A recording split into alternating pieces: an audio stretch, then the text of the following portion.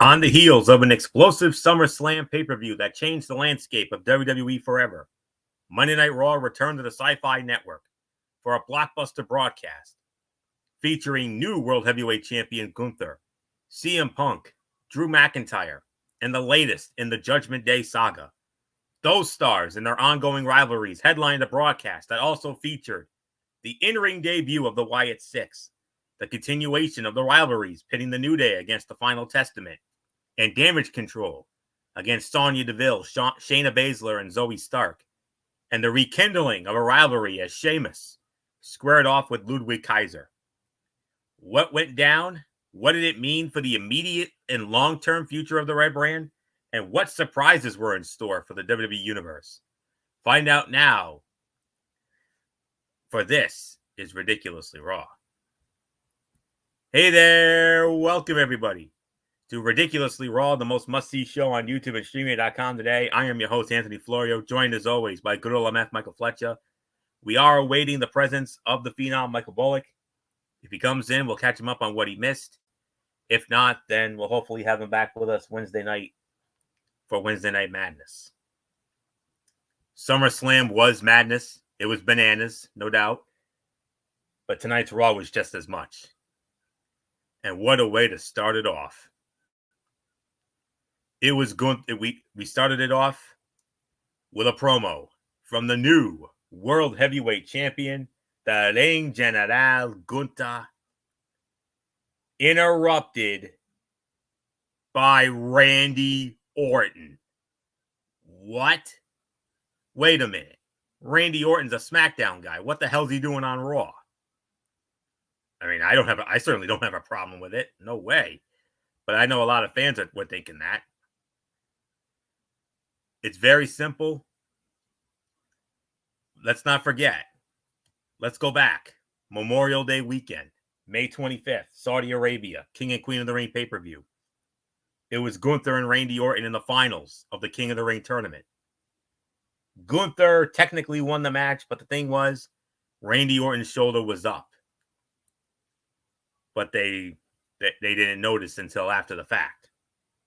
And you remember, during the during the press conference or in some exclusive after the show, Triple H said that Triple H teased the possibility of these two running it back. Well, guess what? We are going to run it back. Gunther will defend his newly won World Heavyweight Championship against Randy Orton on Saturday, August 31 at Bash in Berlin, as we found out in the opening segment of tonight's show. The Viper interrupted the Ring General's celebratory promo to reveal himself as the number one contender, citing the inconclusive and controversial end to their King of the Ring tournament final. Gunther accepted and ended his promo by claiming nothing could catch him off guard, to which the Viper replied by saying he wanted the champion to see it coming. We wasted zero time here, with Triple H and the creative team revealing Gunther's first challenger in a segment that made sense. Randy Orton had a valid argument, laid it out, and the match was made official. Good, logical booking that did not require an abundance of overthinking, and it will lead to a banger of a match in Germany. I mean, what else is there to say? I mean, fantastic segment. You could certainly make an argument for segment of the night, even though there was another segment that was just as good. But, wow. My, what a way to start. So, there isn't much more to say. MF, it's well documented. You are the biggest Randy Orton mark, we all know. How about this, man? We're running it back. Your boy, Randy Orton, challenging Gunther for the heavyweight championship of the world, Bash in Berlin. Your thoughts? Yeah, no, this was a banger. This is awesome to start. And yes, I was very excited when I heard this. This got me very fired up, to say the very least. And going into this was exactly what it needed it to be. A great battle, a great moment, because we were going in thinking, how's this gonna play out? What's this gonna look like? what's gonna happen? Gunther comes out, cuts his promo, having his moment of glory, which he rightfully deserves. He is the heavyweight champion of the world. He won it at SummerSlam. You can say whatever you want to say about how he won the title, but he deserves the moment. The crowd started chanting, "You deserve it." They gave him that pyrotechnic moment that he didn't get at SummerSlam, which is fine, cool. Then he cut it the promo, and the next thing you know, Orton comes out. I was floored when I saw Orton, when I heard that music, and I gotta admit it, I got a little giddy because that's my boy. Everybody knows if there's one wrestler in all of WWE that I will ride or die with right now, it's the Apex Predator, the Legend Killer, the Viper, Randy Orton. When he showed up, I was thinking, what are you doing here, Randy? Let's freaking go. And sure enough, he cutted that promo. It was absolutely perfect. And it, like you said, it made logical sense. They had to run it back. There was no doubt in my mind that they had to run this back because of the fact, like you said, it all stems from King of the Ring, and it was a heck of a final. And we were saying that it was a great final until Randy lost it at the end, but controversially. So I mean, it made sense. I didn't have any problem with it. So yeah, Anthony, it's yours. All right, now let's get into our first match. MF, you started off on this Monday Night Raw live from, hold on one second. Got a third-party ad here interrupting me. Okay. Live from the I believe it's the CFG Bank Arena, formerly the Baltimore Arena, Baltimore, Maryland, which has housed so many legendary moments in the world of professional wrestling, not just in WWE, but also in WCW as well. Mm. And oh yeah, that venue tonight. Oh, what a way to start it off. Not wasting any time from SummerSlam, picking up right where we left off from that banger of a SummerSlam Saturday night. Speaking of bangers, the man who is known for having banger after banger after banger, Sheamus, squaring off against Ludwig Kaiser. Sheamus wins the match, 11 minutes and 20 seconds. MF, Sheamus gets Pete Dunne tried to get involved, but at the end of the day, Sheamus found a way to get it done. He knocks off Kaiser in 11:20. Yeah, I mean, it was as crazy as you can think, and it, like you said, it was another banger. Solid matchup. I would say about 2.5, close to 3. I thought it was a solid bout, and yeah, this was a good matchup. Big win for Shamo, and he needed it, man, because with everything that was going on, I kind of enjoyed the victory over that more than anything else. So yeah, great win for him, and nothing more to say. So Anthony, it's yours. Yes, Sheamus and Kaiser have wicked in-ring chemistry. They could work with each other weekly for a month and have a different match every time. Ludwig Kaiser might be the most underrated wrestler on the entire WWE roster, and Sheamus is long overdue for one more sustained main event run. And the eventual Sheamus and Pete Dunne match will be a show stealer on whatever card it appears on. 3.25, teetering on 3.5, leaning more towards 3.25, but very good match, no less. So with that, we move on. And out came the former World Heavyweight Champion, Damian Priest. And you knew, and you saw that. You saw that look. You saw that look. Oh, yeah. All business. He didn't waste any time. He called out Finn Balor.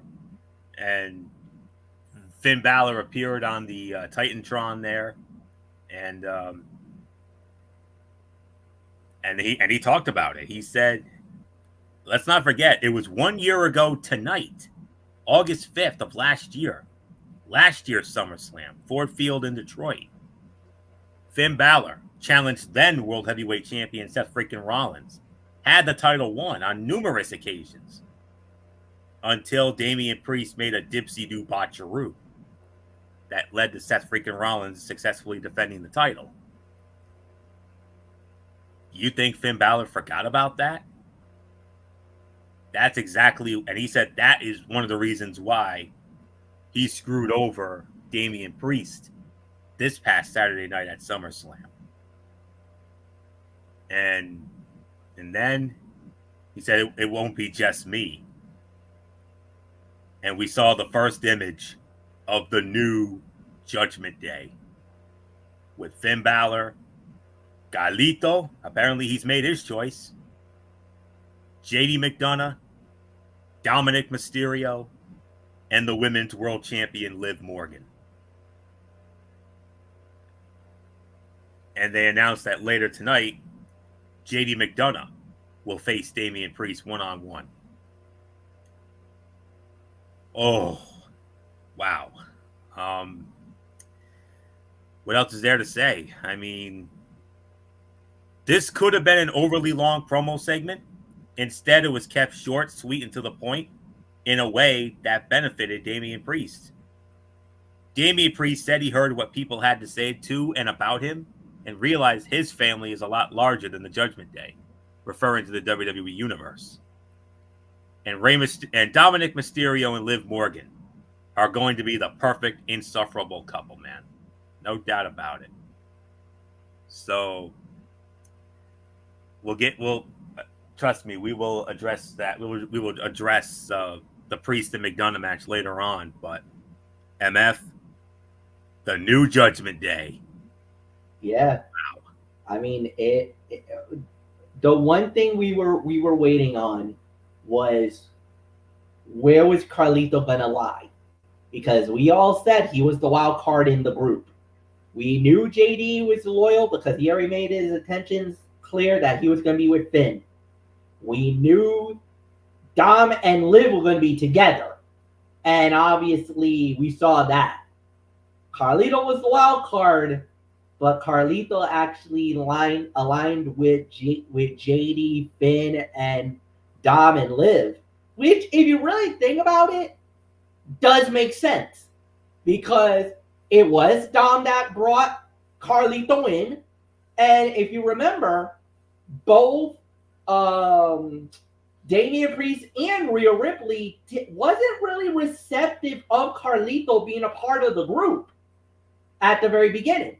So it actually made a lot of sense for that to happen. And as a matter of fact, everything about this segment made a lot of sense. One, with the way Damian Priest acted is absolutely what you want in a baby face. And this guy is going to be a monster baby face. You could already sense it. You could already feel it. This guy is going to be amazing as a baby face going in. So you got that. Then you also got the way that it was going to play out. Finn's explanation was absolutely perfect. He gave us what we were waiting for. And as a matter of fact, Michael Bullock kind of hinted that maybe this is the way he could go. So Bullock was spot on. Absolutely spot on with his assessment. So he thought that maybe he could say, well, you screwed me over 1 year ago. So what's good for the goose is good for the gander, eye for an eye. And that's exactly how Finn went. He went down that road saying eye for an eye. You screwed me over 1 year ago. I was waiting, buying my time, buying my moment that I was going to screw you over. And now you're going to have to wait for me to fight. You're not going to get what you want because I control the cards now. And you know what? You're not going to know when I strike. Well, we'll find out later on in the night. Florio, it is yours. Yes, indeed. And, well, I mean, in this incarnation of WWE, with Papa H at the helm, I mean, it's very rare, and I mean very rare nowadays, that we get cutouts. We had so many of them in the previous administration. We averaged about what, 5 or 6 of those during the previous administration. Oh We usually yeah, get like what? I mean, almost 5 a night, or as a matter of fact, almost the entire. There was a couple of times where the entire show was a cutout. If you So remember bad how that bad it was. we just said, we ain't doing this. No. We ain't. Yeah, yeah. But nowadays we have a reason to do this show every week. So, and here's one of them. This is like I said, rare, very rarely we get cutouts. We usually average maybe 1, maybe 2, and this is one of the rare times we get one in this administration. Lyra Valkyria squaring off against Shayna Baszler.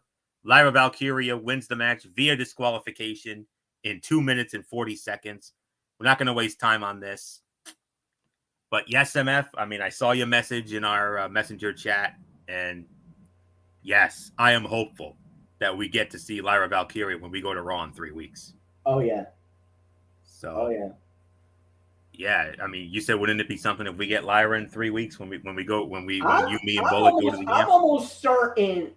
I think we might have a very good chance we might get her, because I don't know the way that this thing has been going and the storyline that's been played out. And you've heard what's been happening. Apparently, unfortunately, for some of we've got some injuries that's been popping up. Zelina Vega's got an injury. Katana Chance actually broke her nose, and dude, when I heard that, I was like, "What? No, girl." Oh my girl, God, man. I was hurting, dude. That's news to me. I didn't even know that. Wow. You did. Michael Cole alluded to it during the broadcast. You got to watch that back. He said that Zelina Vega got hurt, and that I think they said she suffered a broken nose. Katana Chance suffered a broken nose. It was during that entire thing, when they were talking about the Lyra Valkyria versus that matchup, that Lyra might not have that many friends because Zelina got hurt, and then they talked about Katana Chance actually suffered a broken nose. And I think it stemmed back from last week, is what they're saying. Okay. All right. So I will definitely have to check that. But for right now, this is a throwaway. This is a dud match, and you can make an argument this was the worst fight of the night. So, Damage Control came out shortly after, and there was more with that a little bit later on. So, all right. And now that brings out CM Punk. CM Punk cuts a promo. He's interrupted by Seth Rollins, and they were ready to throw down until Drew McIntyre cut in through the crowd. And then another heated segment here. And Punk goes after Drew McIntyre. And then Seth Rollins gets attacked. He got attacked by Big Bronson Reed. Earlier in the show, Bronson Reed went to General Manager Adam Pearce and said, he wanted to find his way. He wanted to, make a name for himself. And he wanted Adam Pearce to help him. Adam Pearce says, "No way, boss. I'm not helping you." But he says, "All right, I'll find my own way." Oh, he found his own way, all right.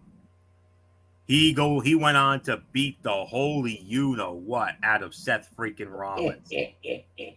Not 1, not 2, not 3, not 4. I counted 5. They said it 6. was actually 6. 6 times. Tsunami. 6 tsunamis on 6 tsunami splashes on Seth freaking Rollins. Shades of when the Macho Man Randy Savage, or the Macho King Randy Savage, when he dropped those 5 flying elbows on the Ultimate Warrior in that epic 5-star career-ending match at WrestleMania 7. Or remember back, I think it was in 19. Now I'm about to show a little bit of the age here, folks. Let's go. I think it was back in 1990 when Hulk Hogan got destroyed on the Brother Love show, Earthquake. when the Canadian Earthquake, and I think he did 5 of those avalanches on Hogan, bruising and destroying the rib cage of Hogan, and he ended up with internal injuries. Indeed, he did, and that was done to give Hogan an out because Hogan was filming the Suburban Commando movie. Suburban Commando, yes. And that gave him the time off to do that before he made his grand return at that year's SummerSlam. So, but anyways, Punk and McIntyre far from over. They're running that back. I'm thinking back to Berlin for that, no doubt. And if they do that, I think that's where Punk gets the win back. And then they can have the blow off inside Hell in a Cell at Bad Blood in Atlanta, 27 years to the day of the original in 97, HBK and Taker. So, but as big as that was, with the excitement of that, the bigger talking point, Big Bronson Reed, MF, nothing left for me to say except Big Bronson Reed became a man and made a name for himself tonight, taking out one of the biggest stars, one of the top 3 guys on Monday Night Raw. Wow. And I loved every minute of it. I was eating it up. This is a gold mine for me as a heel commentator. For me, I was like, do it again. I was even mocking Michael Bullock and Anthony Florio, saying, "Oh, what is that? Oh!" And I was mocking them, doing that, and then even I did that after another tsunami got dropped on them, and I was mocking the daylights out of Florio and Bullock on commentary every time I was watching it, and the crowd. I don't even know what happened here. It went bizarro world, but the fans were actually cheering Bronson Reed to do it again. Keep doing it on Seth freaking Rollins, because there was a chant of one more time. And when he hit him with that 4th or 5th tsunami, you start hearing cheers for Bronson Reed. This was a moment in wrestling. Bronson Reed made a name for himself. I don't even think we didn't even think this was even humanly possible. And he did it. He's super over tonight. I know fans were mad. I know fans are like, what the bleep? But guess what? He did it. He absolutely took the moment, took the bull by the horns, and made himself a name. And I love the fact of how they did it. They sold it. Seth Rollins, man. I mean, they were talking, like, even the commentary, what made this moment so epic. I wonder what the you heard the reaction in the arena. I will be a fly on the wall of how they felt about it. But I know commentary-wise, watching that, it was beautiful theater. It was beautiful drama. Yes, it was overshadowed.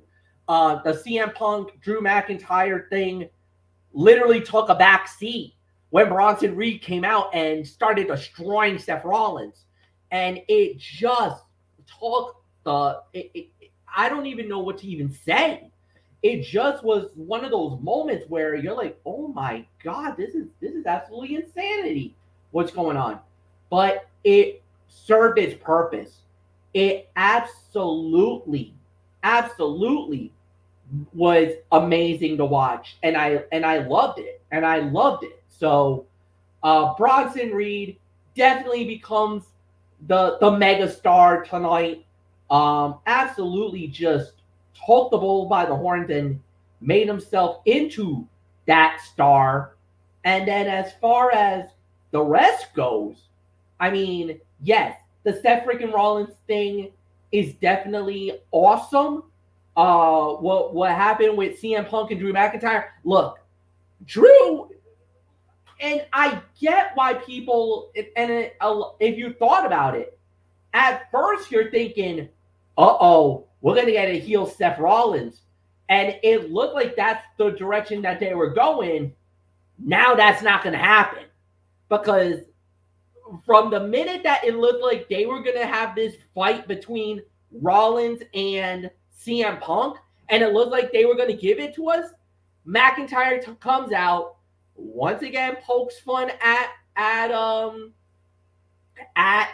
Punk about the wristband, where saying, "Oh, I still got I just want to let you know your stupid dog Larry and your wife AJ loves you," and showing the band that triggered Punk. He chased them out of the arena, and then it turned around, and you saw it, and you're like, "Oh my freaking word!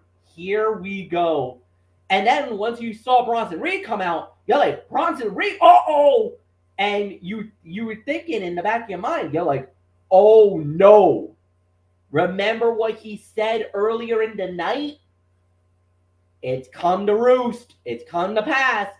And sure enough, what we saw was an epic, cataclysmic, sizable, influential beatdown that had a lot of people saying, "Holy freaking crap." That was amazing. That was awesome. I basically was like, wow, well played, my friend. Bronson Reed made himself a celebrity tonight. And yeah, I definitely was loving every minute of it. I was loving the tsunamis. I was begging Bronson Reed to do it again. Anthony Florio this time, "Will you stop? This is out of control. This guy is out of control." I was like, "No, he's not. No, he's not. He's doing exactly what he needs to do. Keep going, bro. I got you." Florio, back to you. The commentary was an absolute epic moment. I actually channeled more of the Vince McMahon style. Stop it. Stop it. I remember. Like he used to do. And I remember the one moment where you were like, "Stop it." I was like, "What? This is beautiful. Enjoy this. Watch this." You don't care if another life is being harmed? It's the destruction of Seth freaking Rollins. I mean, what can I say? Yeah, and then the coup de grace on that was when you did that mock Seth Rollins laugh right in front of me and Bullock, and we just gave you that zombie death stare look. Yeah. Like that, how dare you look. I mean, After he hit him with that, I think it was the final tsunami. That I'm like, ugh. But nonetheless, we're both in agreement on this. This is how you make a star. In one night, Bronson Reed's stars shine brighter than it ever has. And in a prospective rivalry with Seth freaking Rollins, he has his greatest opportunity to build on the momentum this segment provided him. Of course, he actually has to win one of these big matches in order to be finally taken seriously. But you made a star here tonight. Could this be a possible post SummerSlam push here? I think it could be. So, another outstanding segment on the show here tonight. And we move on now to the never-ending rivalry between the New Day and the Final Testament, as the New Day, Kofi Kingston returned from injury to reunite with Xavier Woods to take on Akam and Razor, the AOP, of course, with Karrion Kross, the Hall of Famer Paul Ellering, and the beautiful Scarlett, of course. And New Day actually win the match in 6 minutes and 55 seconds because of a surprise. I didn't see this guy coming. Formerly of NXT, Odyssey Jones. And for all intents and purposes, it looks like Odyssey Jones has joined the New Day. Okay. 2.5. I can give it about 2.5 stars. New Day without Big E is not New Day. Good for Odyssey Jones for getting television time and showing out in his return, but it's very looking like he is now an official member of New Day now. And backstage, Odyssey Jones revealed that he helped New Day because Kofi Kingston told him they needed it, to which Xavier Woods did not appear overly thrilled. This could be the heel turn on his side right here. So, solid match, not overly spectacular. I'll give it about 2.5 stars for the effort. But then again, I noticed it. MF noticed it, and he brought it up in our Talking Wrestling TXM Messenger chat. And MF, you're absolutely right. Xavier Woods, you saw that look. There's no doubt about it. This could be the beginning of the end of the New Day as we know it right here after this. So yeah, 2.5 stars. New Day wins in 6:55. And the thing is that I don't know. I kind of feel like I think the messaging of, and I truly mean this, I think the messaging that Karrion Kross has been giving, feeding into Xavier Woods, I think it's starting to get through. And that's the fear. If you're a fan of the New Day, you're starting, like, you could see it. You can notice that, like, he was cool with certain things and certain things was going on. But all of a sudden, now he's starting to notice that, wait a minute, why was I not consulted about that? Why did you not give me the heads up that you were going to do that you were going to do that? He kind of felt like he was out of the loop. And normally when you do that, you start to get a little resentful. And I kind of feel like, and I hate to say this, but that's starting to feel like that kind of situation. And I hate to say this, and I really am fearing that after all these years, and we always, there was always that fear, and I really mean it. There was always that fear that that they might actually lose, that the New Day might actually, split up, and we were thinking, no, that there's no possible way, there's no chance, there's no way. Well, now it looks like they're starting to think about it. And it's starting to move down that direction. That's the fear that I have now. Because I'm thinking, oh no. Because if that happens, I don't even know what to say. The fear, that becomes a very vital thing, to say the very least. So, I don't know. I mean, it's a good win. I'm happy.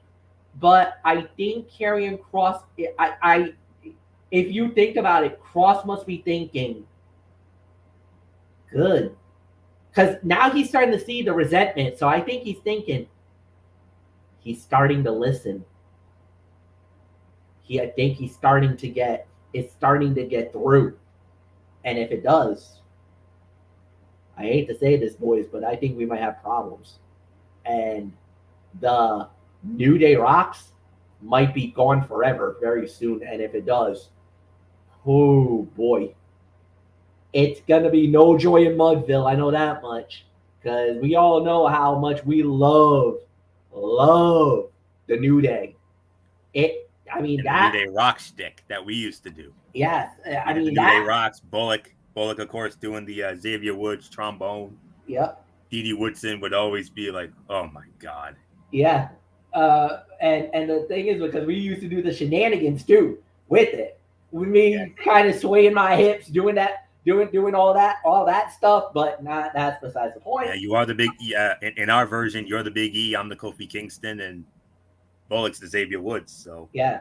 So I mean, this is I mean, it's real. It's getting real, guys, and I noticed it too. I noticed it I noticed the reaction, and I'm like, uh-oh. That's not good. I'm starting, like, I started noticing it, and I'm like, oh no, they're not going to do this, are they? Are they actually thinking of actually splitting up the New Day? We know the previous administration was thinking about it for a number of times, but they would never allow it to happen because they got too over. Yeah, but they got now, ridiculously over. Yeah, but now, is it possible? Could they actually do it?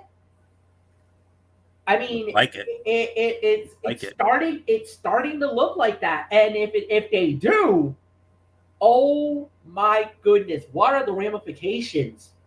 What are going to be the ramifications of a New Day split? Splitting up. How many, like, this is like, oh my God, how many years? Like 8, 10, at least 10? Just about 10. And we might be on the verge of this ending? New Day no more? No, I can't accept this. Me neither. I don't accept this. No, Hunter, don't do it, bro. Please don't do it. Do not rip my heart out like this. Well, it's yours, Floyo. This is about the match itself was about a 2.5-star match. Yes, it was. And to split up the New Day, one of the greatest stables in WWE history, 11 times tag team champions, including a one-time reign of 483 days that was smashed by the Usos. And all, not just the in-ring accolades with the tag team championships and the funny haha hijinks and the pancakes and of course and the Budio cereal, that infamous WrestleMania 32 when they came out of that giant box of them, and of course, in all seriousness, the 11-time tag team title, the 11 reigns as tag champions. But of course, the two greatest moments of all: Kofi Kingston when Kofi Mania, winning the WWE Championship at WrestleMania 35, and of course, September 13th of 2021, when Big E cashed in his Money in the Bank on Bobby Lashley to win the WWE Championship at the TD Garden in Boston, no less. Yeah, right in our own neck of the woods. And we did the New Day shtick at that time on that night. Mm-hmm. So, boy, howdy. We could be on the verge of an end of an era here. We really could be. But, as the old saying goes, wait and see. But we'll have to wait and see. So, 2.5 stars, absolutely correct. So, let's move on now. Of course, this next match came about after a cool down segment at SummerSlam just before the main event. The Miz and R-Truth announced the attendance for SummerSlam at Cleveland Browns Stadium: 57,791. The paid attendance in the Dog Pound on Saturday night, and then they were interrupted by Austin Theory and Grayson Waller, and that led to Jelly Roll having a moment, going to work on both Theory and Waller, and joining Miz and R-Truth for an unprecedented 15-knuckle shuffle a la John Cena. But nonetheless, now you remember, back at WrestleMania, these were the two teams that won the respective tag team championships in that insane ladder match. I mean, it was Theory and Waller who won the then SmackDown Tag Team Championship that ended up getting rechristened as the WWE Tag Team Championship, exclusive to SmackDown, now held by Jacob Fatu and Tama Tonga. Good luck, guys. Oh. And then on the other side, it was the Miz and R-Truth who won the then Raw Tag Team Championship, and they got rechristened into the World Tag Team Championship that are now currently held by Finn Balor and JD McDonough. So they met up here. They had a match here. And Grayson Waller and Austin Theory winning the match in 7 minutes and 35 seconds. And MF, I believe you start this off. So 7:35, Waller and Theory pick up the win over the Austin Truth. Looked like there was a little bit of some miscommunication at the end there. Yeah, miscommunication by The Miz and R-Truth, and it cost them. It cost them the match. That was a big turnaround, a big turning point, and unfortunately, yeah, that's exactly how it played out. I think we all were thinking maybe something better was going to come down, and it blew up. It blew up in the face. So yeah, it was a solid matchup for what it was worth. It was about maybe like a 2.5 star bout. Could have been better, but it is what it is. But like you said, Waller and Theory does get a measure of revenge. They do get the win back, or they get a nice win after being humiliated at SummerSlam. So nice turnaround for them. And if you're Miz and R-Truth, could there be dissension among the ranks in that one? I know we talk about Waller and Theory having dissension, but at least for tonight, they were actually the well-oiled machine where there were kinks in the armor on the Awesome Truth. So, Florio, it's yours. Yeah, 2.5 stars, teetering on 2 3/4. The match was otherwise unnecessary, and the dissension that once existed between Grayson Waller and Austin Theory was nowhere to be found here. And you notice The Miz was frustrated following this loss, and there was the slightest tease of him potentially turning on R-Truth. Not a great time to be a tag team or faction in WWE right now, as Triple H sets in motion the stories for the rest of 2024. So, gonna have to keep an eye on that. So, 2.5, 2 3/4 of a star. All right, here we go. Next match. It was Damian Priest squaring off against JD McDonough. Damian Priest wins the match 10 minutes and 20 seconds via disqualification. Finn Balor showing up. And then this is where all hell breaks loose. Dominic Mysterio and the Women's World Champion Liv Morgan, they showed up. And Dom, Carlito, JD, and Finn all gang up on Damian Priest. And then for a moment, you saw Liv Morgan and Damian Priest staring at each other until you heard the "This is my brutality. Here comes mommy," Rhea Ripley. Rhea Ripley shows up. She goes after. She makes a beeline for Liv and Dom, and she got her hands on Liv for a moment, but Dom saved her. And then Damian Priest and Rhea Ripley, they have a moment, they have an embrace, and they raise each other's hands, and oh my word.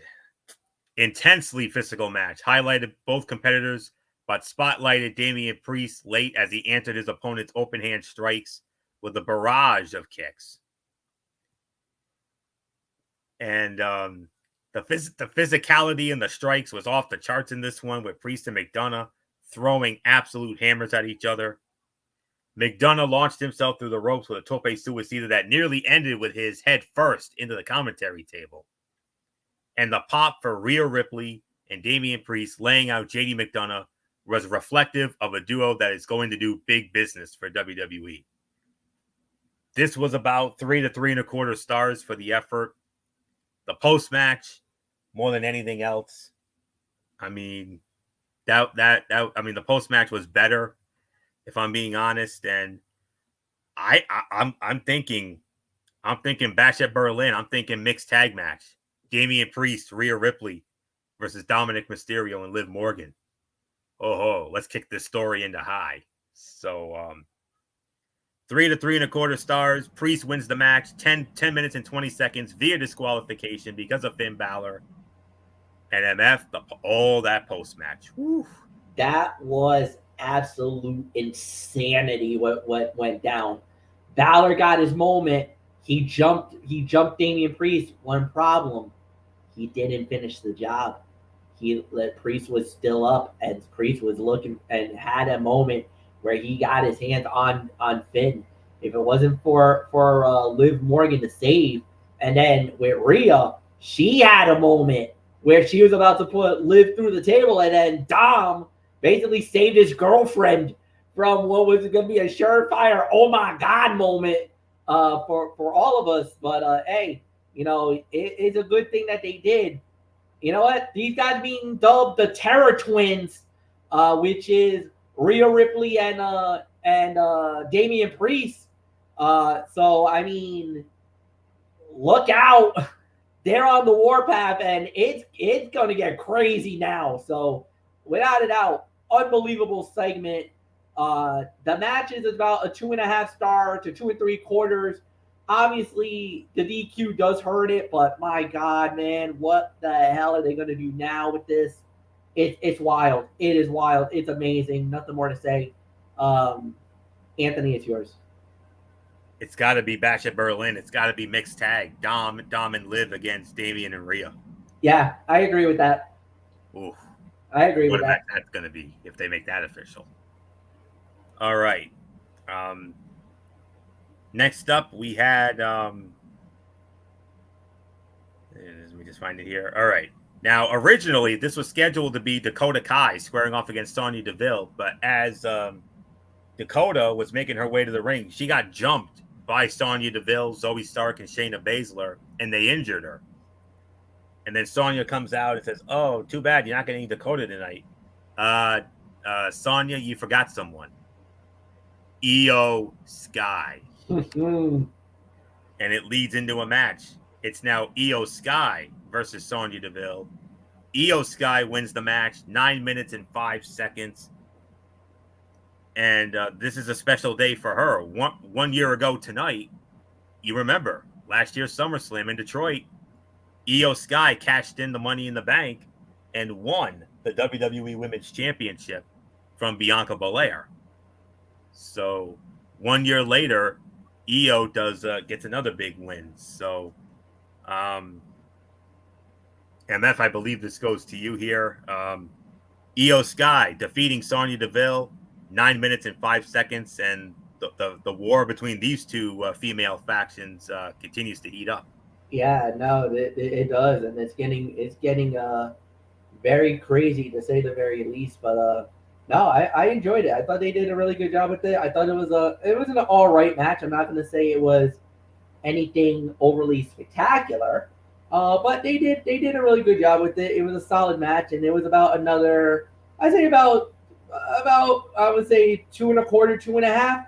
But like we said, it was fine for what it was worth. It was a good matchup, and yeah, the right outcome. I felt like it was the right outcome. It just adds another log to the fire more than anything else. And Anthony, it is yours. Yeah, 3 stars for me. Back and forth match. Io's pinfall victory over Sonya dealt the Pride Fighter her first major loss since returning to WWE, and it also ensured the rivalry with these two factions would continue for the foreseeable future. And that's really all there is to say on that. So a solid 3-star effort here. And all right, so let's set the table for next Monday night on Raw, which will be back on the USA Network, by the way. And it'll be live from the University of Texas, Austin, Texas. Hook 'em horns.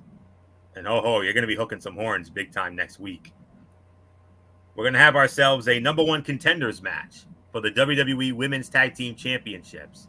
It'll be Io Sky and Kairi Sane of Damage Control squaring off against Shayna Baszler and Zoe Stark. And you're thinking, okay, but this is the big one here. Sami Zayn has invoked his rematch clause, and he will challenge Braun Breaker for the Intercontinental Heavyweight Championship next Monday night on Raw. MF, Intercontinental rules. You know what that means. 2 out of 3 falls. Yep. How about that? Ooh. Can you say banger? Yeah. I'm just going to say it like that. So, and if WWE is smart, they'll make that the main event next week. So, but we'll see. We'll see. Speaking of the main event, here is the main event. Chad Gable and the Creed brothers squaring off against the debuting Wyatt Six. Eric Rowan, Joe Gacy, and Dexter Lumis with Uncle Howdy and Nikki Cross in their corner. Just bear with me for a moment here. And Winner of the match, winners of the match. In an even 11 minutes, of course, it was the Wyatt Six. I mean, you knew it would be the Wyatt Six. So, 3.25, 3.5. Wyatt Six made their in-ring debut tonight in Baltimore, the site of the Wyatt family's epic debut 11 years earlier. How about that? It was a successful one for the enigmatic faction as Joe Gacy, Dexter Lumis, and Eric Rowan defeated Chad Gable and the Creed brothers in six-man tag action. It was not easy, as the newly dubbed American Made dominated the majority of the action by isolating Joe Gacy and working him over, utilizing quick tags to their advantage. And eventually, the embodiment of Huskus the Pig Boy, Joe Gacy, made the tag to Eric Rowan, and any chance the heels had a triumphing ended. Eric Rowan obliterated the competition with Uncle Howdy, Bo Dallas, and Abby the Witch, Nikki Cross, watching from ringside, joined Lumis and Gacy in earning the win. The match was perfectly acceptable wrestling, but what was a tribute to Bray Wyatt and the Wyatt family. This was handled exceptionally well. If the faction can continue to bring the work between the ropes and revert to the gimmickry of their characters before and after the bell, the Wyatt Six will succeed. No question about it. Good in-ring debut. Everyone involved worked hard, worked a fast pace. So 3.25, teetering on 3.5 for me. So, MF, there's nothing left for me to say except somewhere Bray Wyatt is smiling down and he's saying, well done, my brother. Well done. Not only is he, but also Luke Harper. Oh, yes, Brody. Yes, Brody. Bro, you got to think Mr. Brody Lee. Mr. Brody Lee. He's saying the same thing. Must be thinking the same thing. It was perfect. I mean, yes, the match wasn't really like it's not a 5-star. Let's not kid ourselves. It didn't need to be. It didn't need to be. For a tribute to the Wyatts, it was exactly what it needed it to be. From the beginning to the end, and you saw the draws, you saw the callbacks, you see all the different things. You saw Dexter Lumis with that infamous crawl that he does. That creepy crawl that he does. Then you had Joe Gacy basically in a way doing that Bray Wyatt, like the spider thing that he does in the corner. It was such a unique and different in the way that he did it. And just the little things, the little nuances in this match just made this to be such a special moment. And then, of course, the tag to Luke for Rowan to get in, and the minute he showed up, that was it. He was the wrecking ball at the end of the match. It was easily 2.5 stars, but darn it to hell, it was exactly what it needed it to be. This was absolute perfection by WWE, by the writing team, by the creative. And the thing is, they honored Bray Wyatt's memory, the Wyatt family's memory, and they did it to perfection. I don't think there's going to be any criticism about that segment. I think there's going to be zero criticism point blank. I think they did an amazing job, and it was a great way to close the Monday Night Raw. So, Anthony, it's yours. MF, overall review, you started off. This was easily an 8 out of 10. I thought they did a really good job with the show. I think the body of work pretty much said the whole thing that it needed it to say. I really enjoyed everything about it, and I got really nothing more to add. So, Anthony, it is yours. I got an 8 out of 10. 8 out of 10. All right. That sounds about right. Okay. There was a ton of pressure on WWE Creative to deliver a noteworthy show, a newsworthy show, and a noteworthy show on the heels of a buzzworthy event like SummerSlam, and Papa H and his team did just that tonight.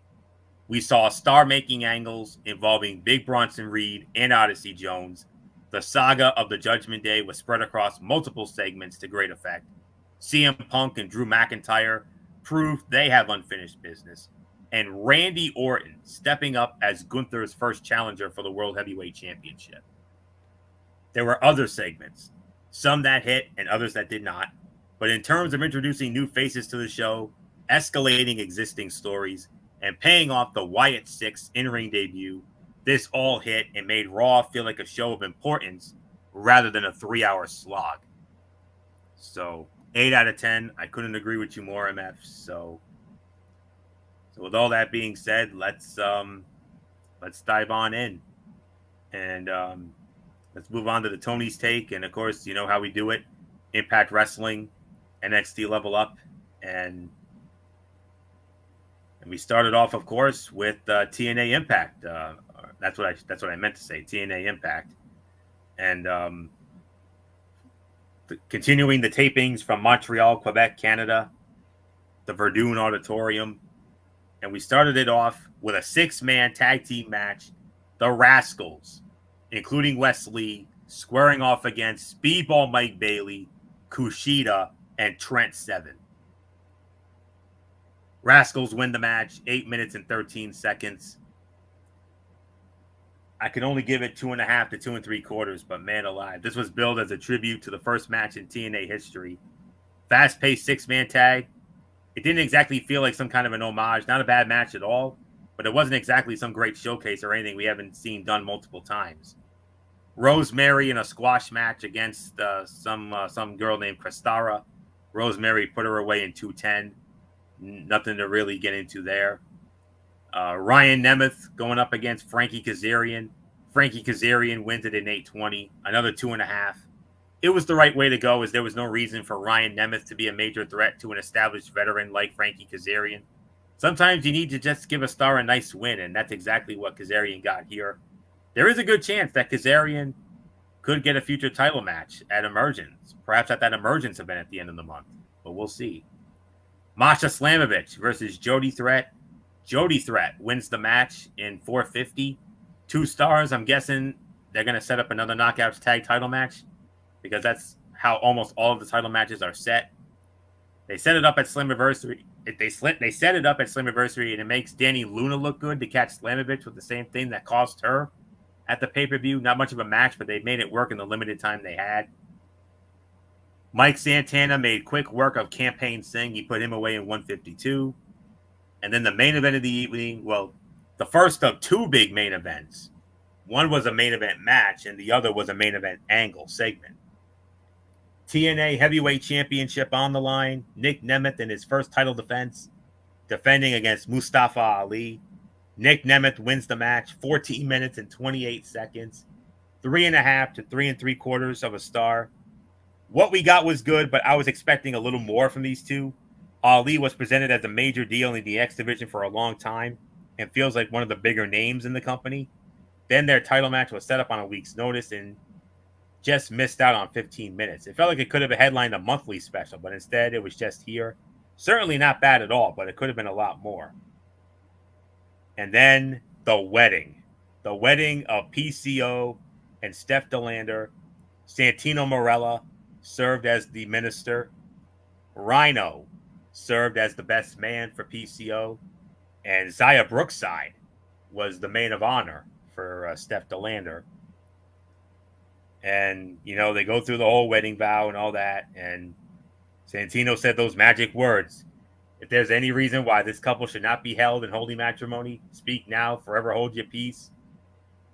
Here comes First Class. And everybody's thinking, oh, here we go. AJ Francis and Rich Swann are going to ruin it. But AJ said, no, I'm not here to ruin it. He said, I got respect for you, PCO.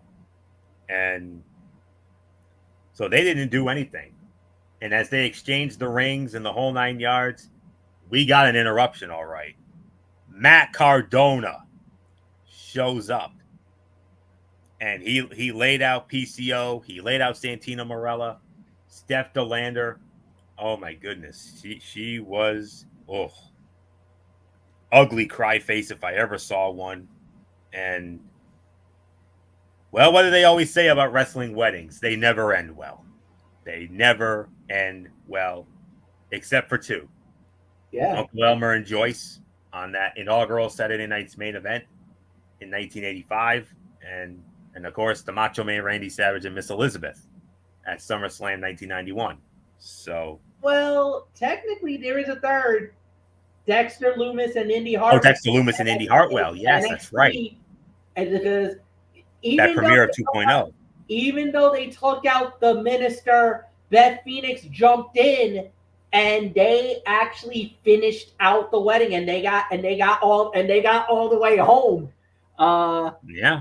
And they got all the way home. Remember, that was the moment when Dexter kind of stunned everybody by saying "I do." His first words he spoke, and if you remember, that was the moment where we dogpiled on Michael Bullock while Dee Woodson's freaking out. Dexter spoke, and we're dogpiling on Michael Bullock because congratulations, Bullock, you just had your first successful wedding on your show, NXT. Way to go, bro. Yeah. But this one falls into the wild and crazy category. Crash and burn. What I call the crash and burn. Of course, the greatest of all time was, of course, Stephanie and Test, of course. That was our all-time favorite. So, thank you, Papa H, for that.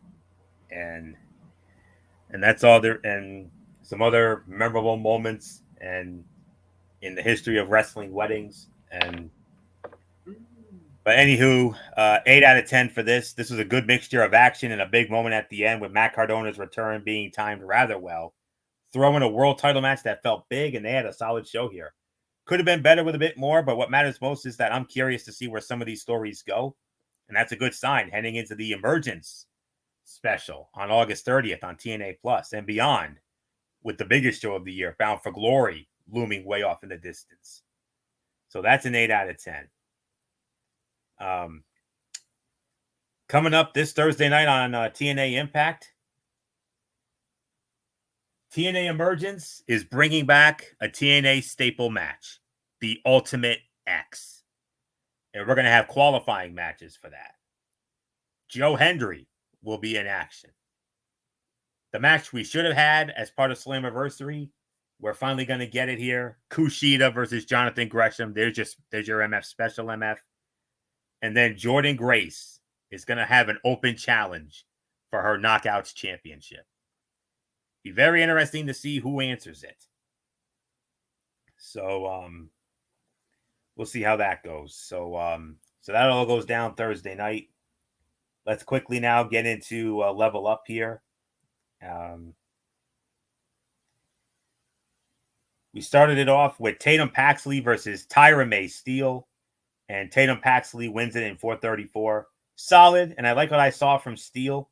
I also like the character work and small touches Paxley is doing. 2-star match. Riley Osborne against Shiloh Hill. Riley Osborne wins it in 5 minutes and 35 seconds. Osborne is great, and Hill hung in there with him. Another solid match, 2.25 stars. And then Bronco Nima squaring off against Malik Blade. And it was Malik Blade winning in 5 minutes and 45 seconds. It was a Nima squash for most of the match before the flurry by Blade at the end. Then he gets the slip on a banana peel win. It was fine, and I was enjoying the intensity between these two as the teams have history. 2.25 stars, 6.5 out of 10. Solid 25 minutes of wrestling. That's all you need. And with that will put the bow on this edition of Ridiculously Raw. We want to thank you all so very much for tuning in as always. We will be back with you on Wednesday night over on MF's channel, Bracefan 95, for another edition of Wednesday Night Madness. We got week 2 of the Great American Bash of NXT. And we also have AEW Dynamite as we continue the road to All In at Wembley Stadium at the end of this month on the 25th. That'll be on Wednesday. I do believe Friday night we will have the Cerebral Smack Talk with Friday Night SmackDown and MF's Big 3 basketball report. The playoffs, the Big 3 playoffs are all set. And you're not going to believe who finished at 1 and 2 in the standings. I still can't get over it myself. All I know is I'm very excited for those two teams, especially. So we'll get into that on Friday, and then next Monday night we do it all over again, Ridiculously Raw, as the road to Berlin begins. So Well, we already started the road to Berlin, but we're going to continue that road to Berlin next week as Raw returns to USA, headlined by Braun Breaker and Sami Zayn. 2 out of 3 falls, Intercontinental rules for the Intercontinental Heavyweight Championship. My God, that's going to be something.